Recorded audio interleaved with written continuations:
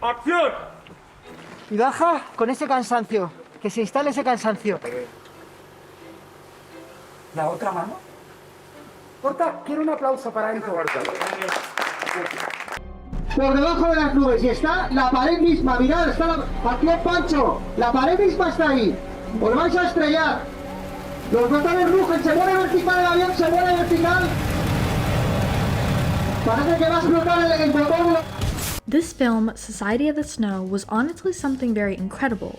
It was a story of survival and based on real events. Recógele el tono.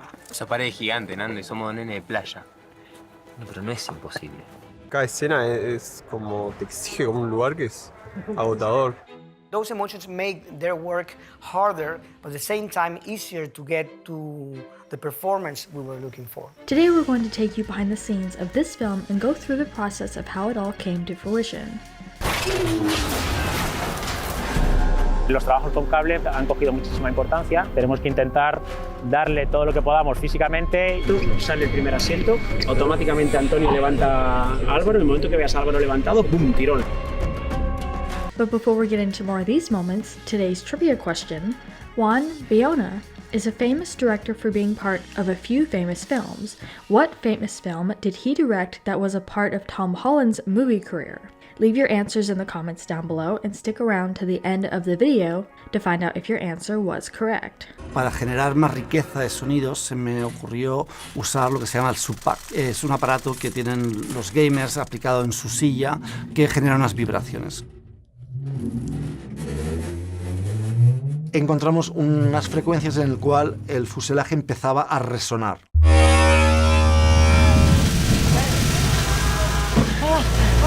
On October 13, 1972, a flight with 45 people on board took off to Uruguay. The passengers were a rugby team, mostly in their late teens and early 20s, on their way to play a match in Chile.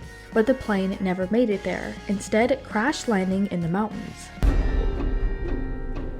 He was using interesting techniques like hitting the chords of the piano. You know, it makes the mountain feel almost like an alien planet. You have to feel those things that the character might be feeling. Of the films that Bayona has been involved in, this one took the cake for Best Film, according to critics. The film was submitted for the Best International Feature Film in the 96th Academy Awards, representing Spain. It has been included on the December shortlist as well. Arriba, Jota. Sí. Venga, desde arriba, vamos en 3, 2, 1, acción. ¿Cómo estás? Maestro. And then I met the survivors, and after hours of interviews, I realized that what hasn't been told is that part of the experience of those who never had the chance to tell the story. Interestingly enough, the production of this film started way back when he was working on another film in 2011. Bayona discovered Verci's book and bought the rights for it when he finished filming that movie. En el tercer set construimos una pared del avión con 5 filas de asientos a ras de suelo para poder filmar los detalles del momento más fuerte del impacto, estando muy cerca de la acción real.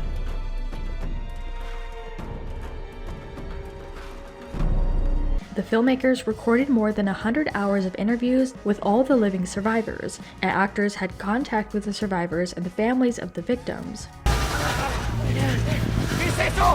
Toda esa escena de la avalancha queríamos que el sonido fuera muy inmersivo. Entonces se me ocurrió la idea de usar mi coche como un fuselaje para generar esta sensación de que el sonido viene por todos lados.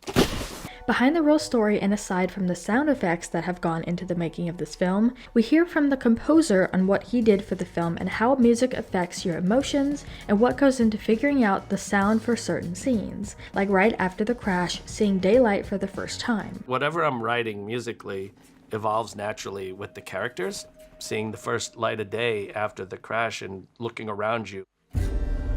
What you're not thinking is just overwrought sadness. You're thinking, where am I? Like, you might as well be on Mars. Seeing as how this film was taking place in Spain, the actors spoke about how the movie came together and understanding the real story. Aún más grande que es humana y que eso se amplía.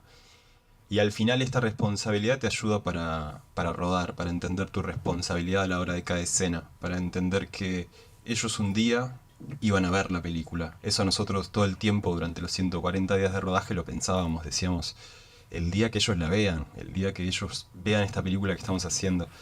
And for most films, the sound is almost made up, meaning the sound that we hear from the plane being split in half and sliding down the mountain is made up of different parts, and it's interesting to see how they come up with this stuff to create the sounds. La nieve helada, la nieve con la crosta de nieve helada, pero blanda por debajo, todo el sonido de las ropas congeladas. Volvimos a rodar a los Andes y se nos ocurrió que podíamos aprovechar para grabar el sonido del Valle de las Lágrimas, el sitio exacto donde ocurrió el accidente. But real quick, make sure you guys check out our Instagram page, linked down in the description. There's a ton of interview moments and memes, so make sure you check it out and give us a follow. J empezó a trabajar con el ranchito haciendo una previsualización de todo el accidente, para él ver y saber qué quería contar, de qué manera quería contarlo. Finalmente, llegamos a la conclusión de que la mejor manera era hacer 3 sets. Uno era un avión entero construido sobre una plataforma con unos pulmones. We even get to hear from one of the survivors of the story, Roberto Canessa, talking about working with Bayona and reliving this experience. The survivor said that book was missing the feelings. There was missing the soul of what happened. And Piers Paul Reed, very politely, he said, it's impossible for me to get the soul of what happened in the mountain. Bayona then explains the setting of the plane and that he didn't want to have extras on the plane for the audience's connections to each of the characters having a name for themselves. These are real people. This is a real story. This actually happened. When did you decide to do that? Obviously, that's a cutting room floor decision, or did you know that before I didn't want to have extras in the plane. Right. You know?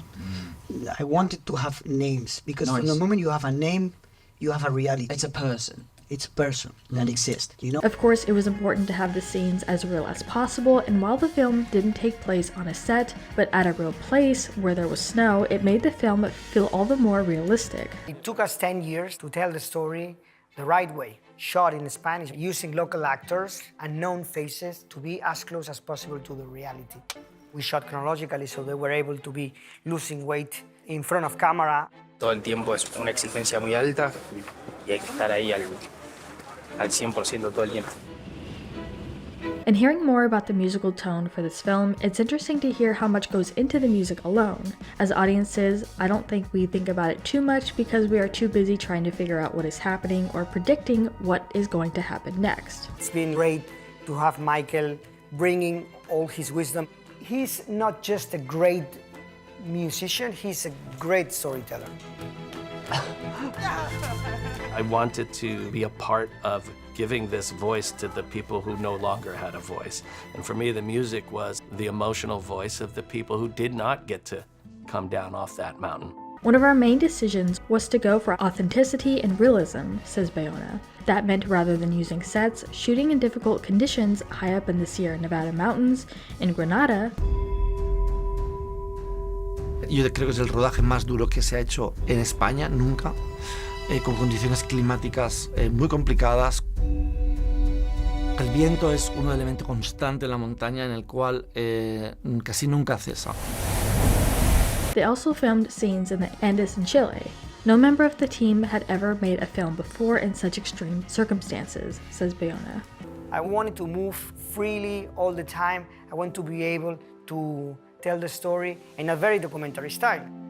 We went 3 times to shoot in the Andes to reproduce the exact geography on the story, but also to explain the atmosphere, the cold, the hunger, the loneliness. To prepare for filming and immerse himself in the story, the director visited the site of the crash, where a memorial now stands. The filmmaker spent over 100 hours with the 15 remaining survivors, now all over 70, as well as the families of those who died. Con pantallas LED, con un volumen de estos, que tienes una pantalla detrás, donde proyectábamos con diferentes luces todo lo que se había rodado en los Andes, donde ahí rodábamos interiores y rodábamos cuando no nos permitía el tiempo rodar arriba. And as far as the answer to our trivia question, from 2007 to now, Juan directed 5 feature-length films, one of which was The Impossible, also inspired by true events. We had a lot of information, pictures. The makeup team was able to talk with the survivors about the story, talk about the details. I was all the time with the actors looking more for small gestures or details that will tell the story. This idea that anything can happen on set. But we wanted to turn this around to you guys. What do you think about this film, and have you seen it before? Let us know what your thoughts are in the comments down below. Make sure you're subscribed with notifications on for more videos just like this. That's it for today though. We'll see you all next time with a brand new video. Bye guys. Se trata de que la gente viva pues, la aventura de esta gente y que viva la película y que no se dé cuenta del trabajo directamente, como siempre, me quedaré encantado. Intentar conseguir el mayor realismo posible, que realmente las imágenes se parecieran lo máximo posible a las que captases tú si hubieses estado allá.